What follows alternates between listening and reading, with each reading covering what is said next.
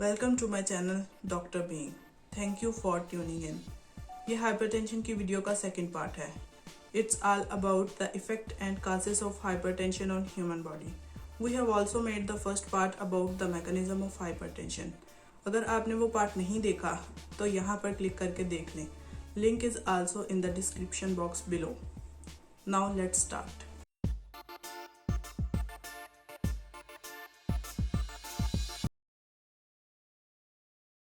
Now a quick recap.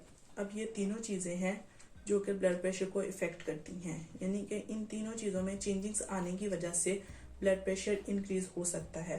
Cardiac output के बढ़ने की वजह से, आर्टरीज के कॉन्स्ट्रिक्ट करने की वजह से, या फिर ब्लड के वॉल्यूम में या विस्कोसिटी में चेंज आने की वजह से, मतलब कि ब्लड गाढ़ा होने की वजह से।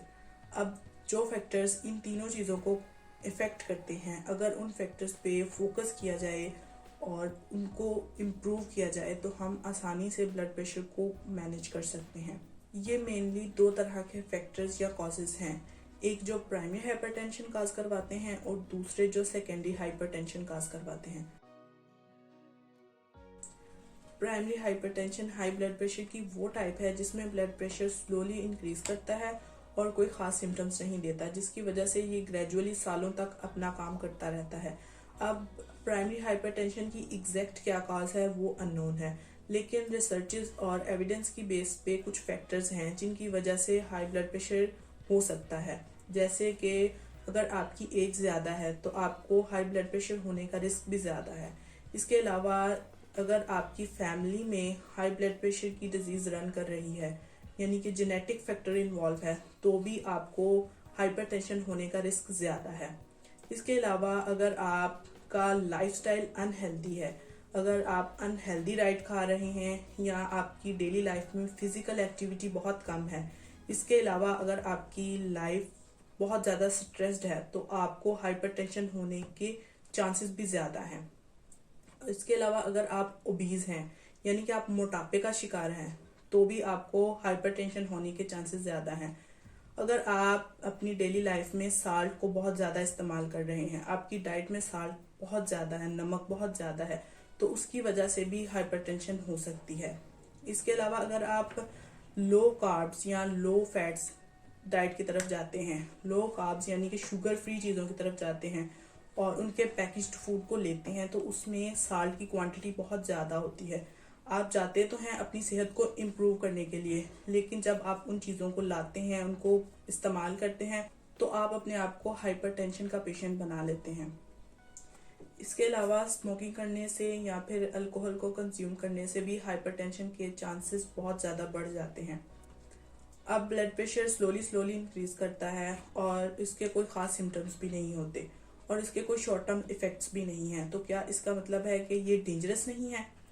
इस बारे में मैं आपको इसी वीडियो में आगे चल के बताती हूँ। Now switch to the secondary hypertension. अब secondary hypertension high blood pressure की वो टाइप है जिसमें ब्लड प्रेशर किसी न किसी अंडरलाइन डिजीज की वजह से बढ़ रहा है। इसके सिम्टम्स ज़्यादा स्वेयर होते हैं और इसके इफ़ेक्ट्स शॉर्ट टर्म इफ़ेक्ट्स होते हैं। अब बॉडी में कोई ना कोई बीमारी या कोई ना कोई हेल्थ कंडीशन ऐसी चल रही है जो हाई ब्लड प्रेशर को ट्रिगर कर रही है और उस बीमारी की वजह से ब्लड प्रेशर बढ़ रहा है। This is secondary hypertension. अब वो बीमारी क्या हो सकती है? It may be your thyroid gland issue और एड्रीनल ग्लैंड इशू। इसके अलावा अगर आपको किडनी डिजीज है तो उसकी वजह से भी आपका ब्लड प्रेशर हाई हो सकता है। उसके अलावा अगर आपको ऑब्स्ट्रक्टिव स्लीप एपनिया है, यानी कि सोते सोते सांस रुक जाता है, तो उस वजह से भी ब्लड प्रेशर इंक्रीज कर सकता है। उसके अलावा अगर एंडोक्राइन ट्यूमर्स हैं तो उनकी वजह से भी ब्लड प्रेशर इंक्रीज कर सकता है और हार्मोनल इम्बैलेंस की वजह से भी ब्लड प्रेशर बढ़ सकता है। अगर आप कोई मेडिसिन ले रहे हैं और उस मेडिसिन के साइड इफेक्ट्स की वजह से भी ब्लड प्रेशर बढ़ सकता है। इसके अलावा आपकी अल्कोहल कंजप्शन की वजह से या फिर इलीगल ड्रग्स के यूज़ की वजह से भी ब्लड प्रेशर हाई हो सकता है। अब सेकेंडरी हाइपरटेंशन में आपको हाई ब्लड प्रेशर की कॉज पता है, तो अगर आप उस कॉज पे फोकस करेंगे या उस बीमारी को इम्प्रूव करेंगे तो आप नॉर्मली ब्लड प्रेशर को इजीली नॉर्मलाइज कर सकेंगे। पीछे मैंने दो टर्म्स बार बार यूज़ किए हैं, शॉर्ट टर्म इफेक्ट्स और लॉन्ग टर्म इफेक्ट्स। ये क्या है? लॉन्ग टर्म इफेक्ट्स वो इफेक्ट्स हैं जो slowly slowly blood pressure increase करने की वजह से होते हैं, जिसमें कोई सिम्टम्स भी नहीं आते और ब्लड प्रेशर सालों तक थोड़ा थोड़ा करके इंक्रीज करता रहता है। अब उसकी वजह से वो बहुत ज़्यादा डैमेज काज कर देता है, जैसे कि हमने प्राइमरी हाइपरटेंशन में देखा था अभी थोड़ी देर पहले। अब वो आर्टरीज में किस लेवल तक डैमेज काज करते हैं और कितना नुकसान करते हैं आर्टरीज को, इस बारे में हम एक एनिमेटेड वीडियो बनाएंगे ताकि आप उसे आसानी से समझ सकें। अब उस वीडियो को देखने के लिए हमारे चैनल को सब्सक्राइब करें और नीचे दिए गए रेड बटन को दबाएं और उसके साथ साथ बेल आइकन को दबाना मत भूलिएगा, ताकि आप जब भी वो वीडियो अपलोड हो वो आप तक फौरन पहुंच सके। Now back to the topic. अब ब्लड प्रेशर स्लोली इंक्रीज कर रहा है, कोई सिम्टम्स भी नहीं आ रहे, तो क्या ये डेंजरस नहीं है? ये एक ओपन एंडेड क्वेश्चन था जो मैंने ऊपर छोड़ दिया था। आपका इस बारे में क्या ख्याल है, नीचे कमेंट सेक्शन में बताइए। जी हाँ, ये डेंजरस है, बल्कि बहुत ज़्यादा डेंजरस है। वो कैसे कि blood pressure Aahista Aahista increase करता है, काफ़ी सालों तक इंक्रीज करता है और आहिस्ता आहिस्ता डैमेज काज करता है। अब जब वो काफ़ी ज़्यादा डैमेज काज कर चुका होता है तो अचानक से हार्ट अटैक या फिर स्ट्रोक होता है। पर्सन भी लाइक के पता नहीं एकदम क्या हो गया, मैं तो बिल्कुल ठीक था, मुझे क्या हुआ, कैसे हुआ। अब इसकी मिसाल बिल्कुल ऐसे है जैसे वो कहावत है कि जो गरजते हैं वो बरसते नहीं और जो बरसते हैं वो गरजते नहीं। ये गरजता तो नहीं है लेकिन बरसता बहुत तूफानी अंदाज में है। अब इसके इफेक्ट्स लॉन्ग टर्म है, ज़्यादा देर के बाद आएंगे, लेकिन वो बहुत ज़्यादा खतरनाक होंगे। इसके अलावा अब आपको इससे बहुत ज़्यादा डरने की भी ज़रूरत नहीं है, क्योंकि अगर इसे इनिशियल स्टेजेस पे पकड़ लिया जाए और इसे मैनेज कर लिया जाए तो ये लॉन्ग टर्म इफेक्ट्स कॉज नहीं करता। अब वो कैसे होगा? वो ऐसे होगा कि अगर आप अपना ब्लड प्रेशर रेगुलरली चेक करेंगे तो आप इसे इनिशियल स्टेजेस पे पकड़ सकेंगे।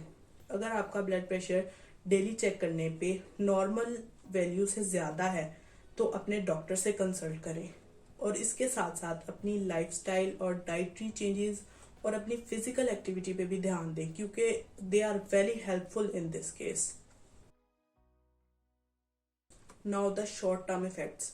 शॉर्ट टर्म इफेक्ट्स ऐसे इफेक्ट्स हैं जो कि एकदम ब्लड प्रेशर इंक्रीज करने की वजह से आते हैं। इसमें सिम्टम्स भी आते हैं और वो सीवियर भी हो जाते हैं, जैसे कि एक नॉर्मल हेल्दी इंडिविजुअल में ब्लड प्रेशर का एकदम बहुत ज़्यादा बढ़ जाना या फिर किसी सेकेंडरी हाइपरटेंशन की वजह से ब्लड प्रेशर का बढ़ जाना, जिसकी अभी हमने थोड़ी देर पहले ऊपर बात की है। अब वो इफेक्ट्स क्या हो सकते हैं? उसमें बहुत ज़्यादा सीवियर हेडेक हो सकती है, सर में बहुत शदीद दर्द हो सकता है, सर चकरा सकता है बहुत ज़्यादा। उसके अलावा नोज ब्लीड हो सकती है, नाक से खून आएगा। और इसके अलावा हमारे पास विजुअल चेंजेस, हेयरिंग चेंजेस हो सकती हैं, फ्लशिंग हो सकती है। फ्लशिंग का मतलब है कि आपकी स्किन का बहुत ज़्यादा रेड हो जाना, ख़ास तौर पे आपके फेस और नेक एरिया में। और ये इफ़ेक्ट्स शॉर्ट टर्म होते हैं लेकिन ये बहुत ज़्यादा सीवियर भी हो सकते हैं, और अगर ये शॉर्ट टर्म इफ़ेक्ट्स ज़्यादा सीवियर हो जाएं तो they need a sudden medical treatment. One thing more, आपके ब्लड प्रेशर की रीडिंग से आपके हाई ब्लड प्रेशर की कॉज का पता लगवाया जा सकता है। जैसे कि अगर सिस्टोलिक प्रेशर ज़्यादा है, डायस्टोलिक नॉर्मल है, या फिर सिस्टोलिक नॉर्मल है और डायस्टोलिक ज़्यादा है, या फिर दोनों ही ज़्यादा हैं, अपने डॉक्टर को फैसला करने दें।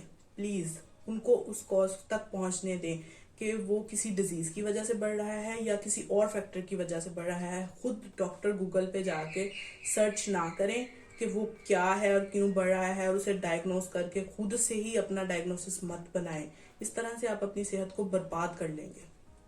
एट द एंड आपके लिए एक क्वेश्चन है। अगर आपने वीडियो को गौर से सुना होगा तो शुरू में मैंने बताया था कि ब्लड वेसल्स की एक टाइप्स में से आर्टरी है जो कि ब्लड को हार्ट से बॉडी के दूसरे पार्ट्स तक लेके आती है।